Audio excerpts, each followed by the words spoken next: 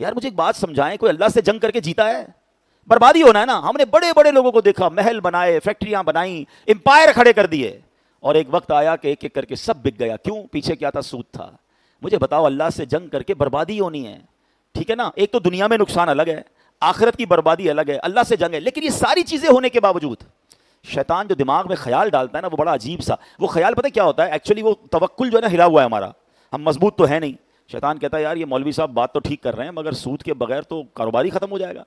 جھوٹ نہیں بولوں گا تو مال ہی نہیں بکے گا، ملاوٹ نہیں کروں گا تو لے گا کون مجھ سے؟ اچھا پوری مارکیٹ جھوٹ بول کے مال بیچ رہی ہے، میں اکیلا سچا ہوں گا تو مجھ سے کون خریدے گا؟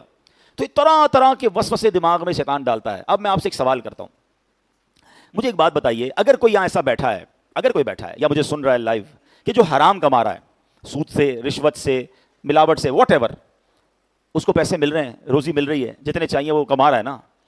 میرا سوال یہ ہے کہ جو اللہ کو ناراض کر رہا ہے اسے پھر بھی مل رہا ہے، اگر کوئی اللہ کو راضی کرے گا تو اس سے اللہ روک لے گا؟ مجھے جواب دینا. اچھا رزق دینے والا کون ہے؟ سب مل کر جواب دیں. رازق کون ہے؟ یہ ہمارا ایمان ہے نا. تو اللہ کو ناراض کر رہا ہوں اور روزی روٹی مل رہی ہے، حرام مل رہی ہے، میں حرام چھوڑ کر اللہ کو راضی کر کے حلال کی طرف بڑھوں گا تو کیا وہ رب میری روزی روک لے گا؟ یا تو پھر میرا ایمان نہیں ہے کہ اللہ کے سوا معاذ اللہ کوئی اور روزی دیتا ہے. جب ایمان یہ ہے کہ رب نے ہی روزی دینی ہے تو پھر تو ختم ہو گئی نا بات. ناراض کر رہا ہوں، پیسے مل رہے ہیں، ارے راضی کروں گا اور ملیں گے، برکت والے ملیں گے، رحمت والے ملیں گے. اب تو پیسہ آتا ہے، بیماری بھی ساتھ آ رہی ہے. حرام کا پیسہ تو آ رہا ہے، ٹینشن بھی ساتھ آ رہی ہے، دوائیاں آ رہی ہیں. جب حرام نہیں کماتے تھے تو اتنی دوائیاں نہیں کھاتے تھے، اب پتہ نہیں کتنی دوائیاں نیند نہیں آتی لوگوں کو، ٹینشنیں الگ ہیں، بچوں میں لڑائیاں الگ ہیں، فیملی میں جھگڑے الگ ہیں، پیسے بہت ہیں، بچے فرما بردار نہیں ہیں.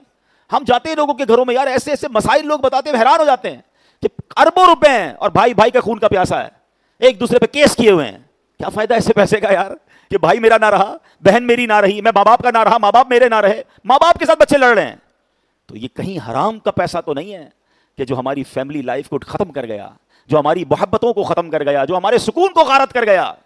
بتاؤ پیسہ کس لیے کماتے ہو؟ سکون کے لیے نا. پیسہ ہے اور سکون نہیں ہے تو کیا کرنا ہے اس پیسے کا؟ پیسہ استعمال ہی نہیں کر پا رہے، اتنی بیماریاں ہیں تو کیا کام اس پیسے کا؟ اس سے تو وہ غریب اچھا جو دال روٹی کھا کر سکون کی نیند سوتا ہے، حلال بھی کماتا ہے اور بچے بھی فرما بردار ہیں، حلال کماتا ہے، گھر میں ٹینشن کوئی نہیں ہے، تو وہ زیادہ سکون والا ہے نا.